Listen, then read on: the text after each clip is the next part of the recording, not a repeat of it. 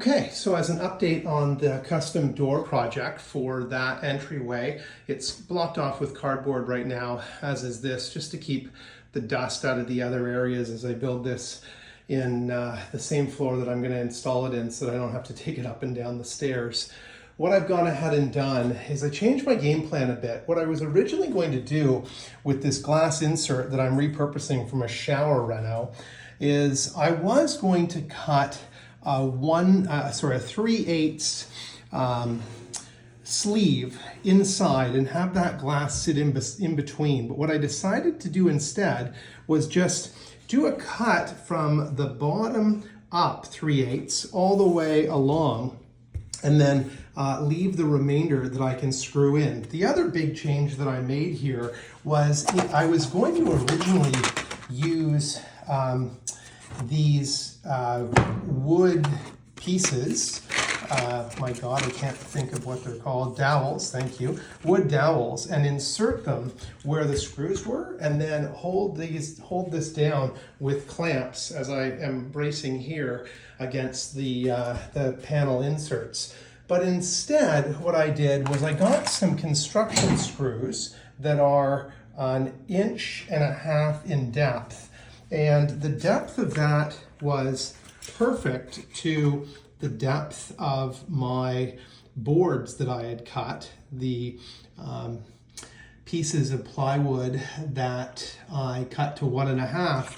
And I just countersunk those a little more than 1/4 inch so that it grabs in but doesn't pierce the underside of what will be the front of the door. And that has provided a great deal of adhesion, in addition to using my LePage's wood glue underneath each of the boards.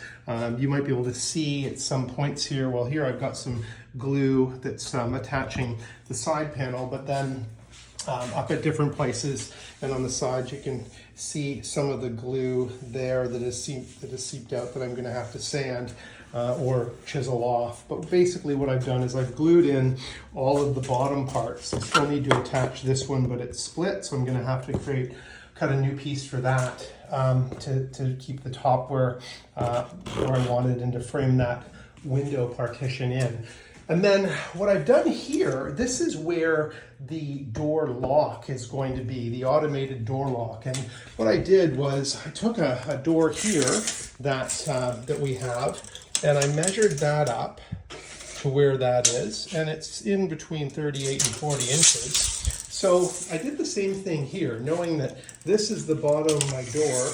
I measured up between 38 and 40 inches, and I put in a nice wide piece of 2x8.